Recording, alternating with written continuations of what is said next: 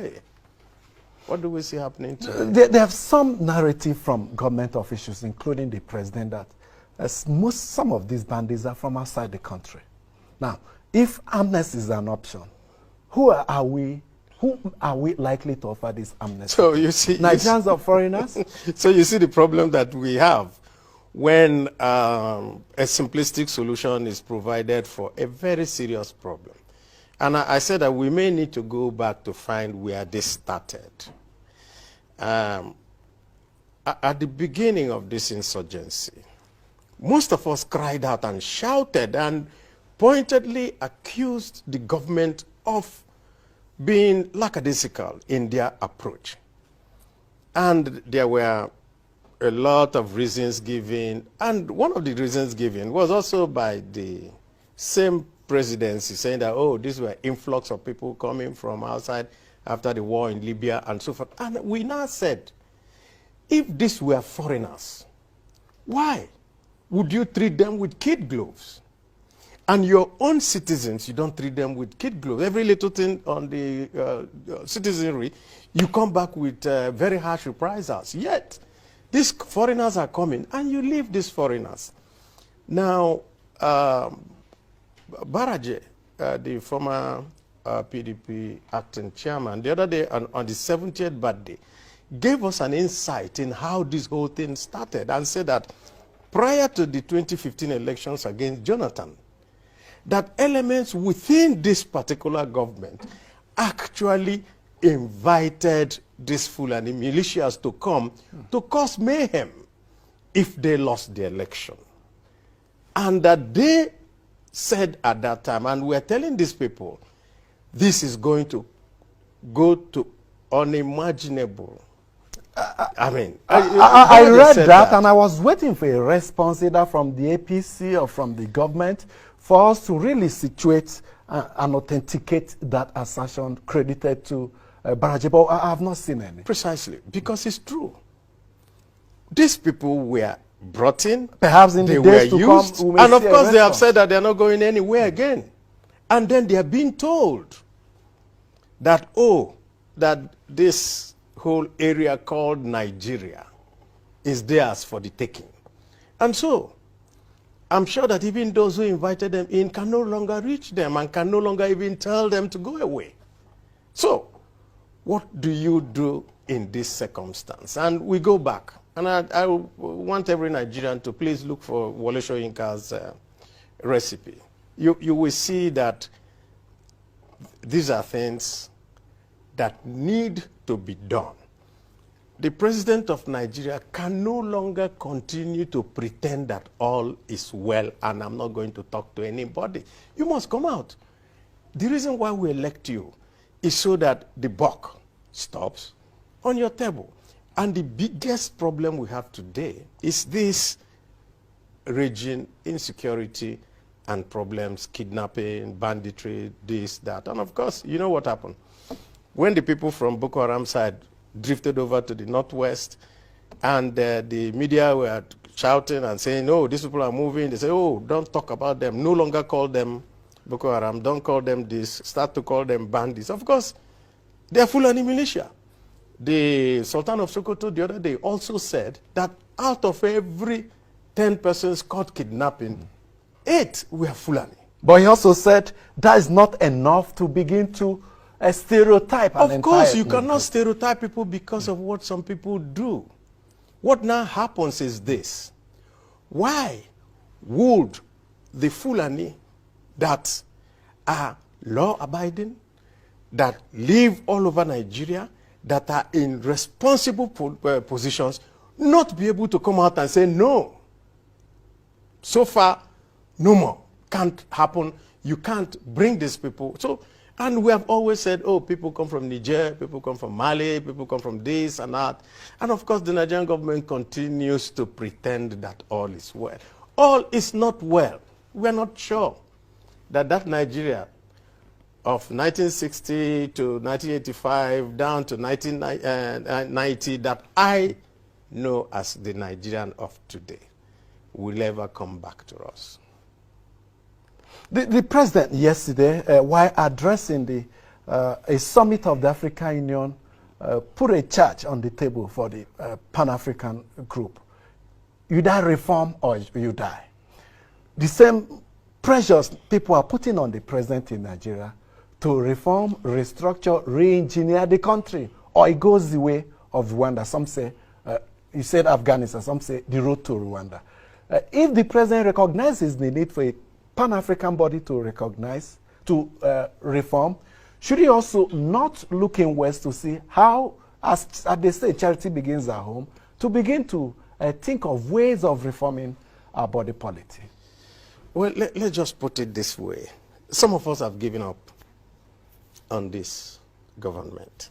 Some people say, you've not given up on the country. I have not given up because we have to be eternal optimists that things can get better. And when this type of things happen, so when the president is talking about reformation, he's also indicting himself. Because at every point, all that people have said is this contraption is no longer working. We need to all come together and have a discussion. They don't even want to have a discussion.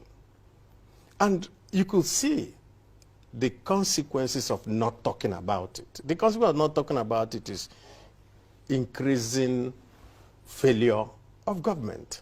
And that's a big pity for us, for each and every one of us who's a patriot in Nigeria. We'll go for a short break now. When we come back, more issues on the table waiting for Senator Abaribe's attention. Please do stay with us. Are you looking for accurate, factual, undiluted Nigerian and foreign news? Then look no further. Yan's Nigerian Foremost News Outlet provides you with balanced news items across several categories, such as local, politics, foreign, gossips, entertainment, documentaries, opinion and sports. Our team of professional journalists and reporters will ensure that you stay informed at all times because information is power. You can also watch exciting visual content like daily news recap, Inside the Parliament, celeb gists, Vox Pop, and documentaries from our sisters platform, Yans TV. At Yans, professionalism is our watchword. Yans Media Limited. Excellence in service delivery. Thank you so much for staying with us. Senator Enyinnaya Abaribe, Senate Minority Leader, has been weighing in on topical national issues. Before we restart again, let's go straight to our Twitter feed.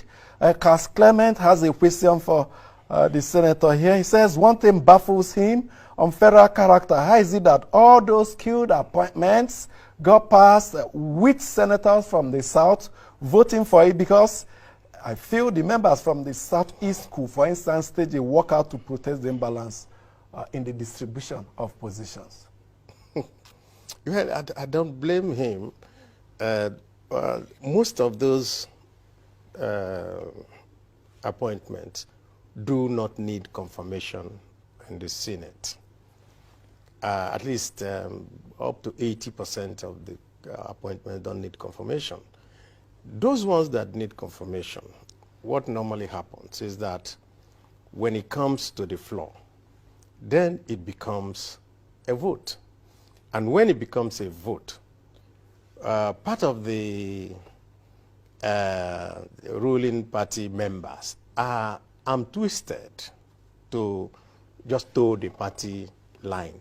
And that's what they continue to tell you. Say, oh, the president cannot make a mistake. So if we say no, it will mean that we are indicting our president. And so because of that, and even though they come back and tell you that they don't accept this, but what can they do? They're hamstrung. Yeah, they are just hamstrung. It happens in a parliamentary democracy. At the end of the day, it's always the numbers that determine what happens. Yes, I've seen some protests, but like you said, the majority. Well, we protest. I mean, people see me more protest. Action, more action, more visible action. I think what Nigerians need to also do, which they don't do, is pressure your representative.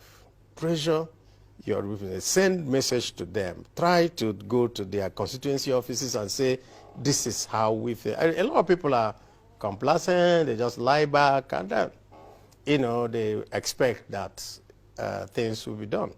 Because people react under pressure too. If somebody knows that, oh, I'm going to go and seek election tomorrow, he would act in the best interest of his constituency. That is the position. Okay, you're part of the leadership of the Senate. Some people, and it's gaining ground and gaining momentum, have described the Senate, in fact, the entire National Assembly as rubber stamp. Does it affect you? You're part of a leadership of a legislation termed rubber stamp by some people? Well, it's, of course, it's not just that people say it. People have told me to my face, you know, and there's no other way you can, you know, put it. But I think the question too of being a rubber stamp also depends on how you look at it. And I've said it. I have my own feelings. I make it known. If my colleagues find it difficult to put national interest before party interest, well, there's nothing much I can do about that. I bet we make it very well known at all times. This is not good.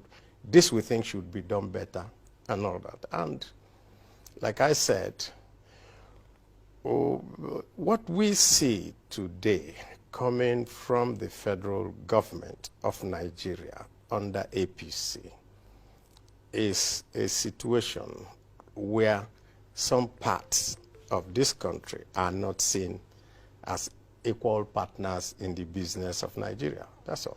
You once called for the resignation of the president based on the growing insecurity.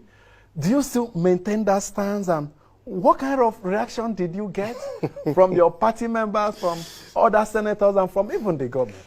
Well, I think that was in 2017. And since then, of course, the talk about resignation has resonated, and so many people have said. At the time I said it... So many followers now. Yeah, at the time I said it, I actually was trying to say, let us head off a catastrophe facing us. And usually, when you do that, you are misinterpreted. And of course, what I meant, which I still continue to, is if you're incapable of doing the right thing, quit, so that those who are capable can actually do the right thing. The bane of Africa has always been that we have the Kabiyesi syndrome. And it's part of what is in my book. We have the Kabiyesi syndrome.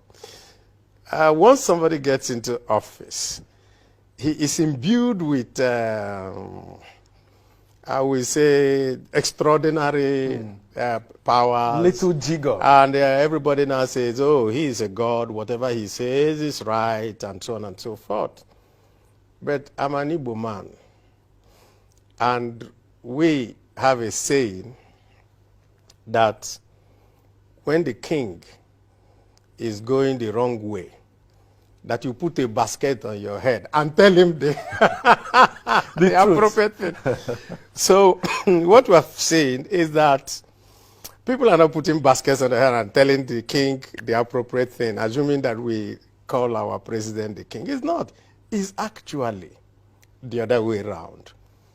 It's a public servant that we have elected into office to serve us.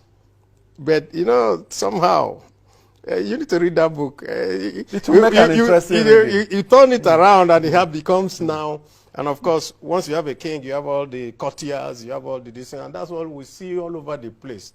And of course, some people take it upon themselves to attack you daily for being vocal. Critical. Let's just say vocal. Oh, you're not loyal because you're saying this is wrong. You understand. And so, what I think that the APC government need to do today is that they need to actually do a retreat. Go back, think through all the promises that they made to Nigerians. And they have failed all. So they need to ask themselves the question, why? And how do we come out of this morass? Because if they don't do it, I'm afraid, very, very afraid, that this may be the last government that will be in this country. Because right now, what you see is that every part of this country is getting ready to say, resort to self-help. of course. And if everybody resort to self-help, then the essence of government at the center no longer is... yes. We talked about resort to self-help. We are seeing Amoteco in the Southwest, Eastern Security Network in the Southeast, taking over security responsibility. But out of the ESN is linked to IPOB and no legal backing. How will it fit into the security arrangement? Well, let's just put it this way. There's also another Igbo proverb that says that it's only the tree that you come out with a knife and it will still stand there until you cut it down. Human beings react to situations. And so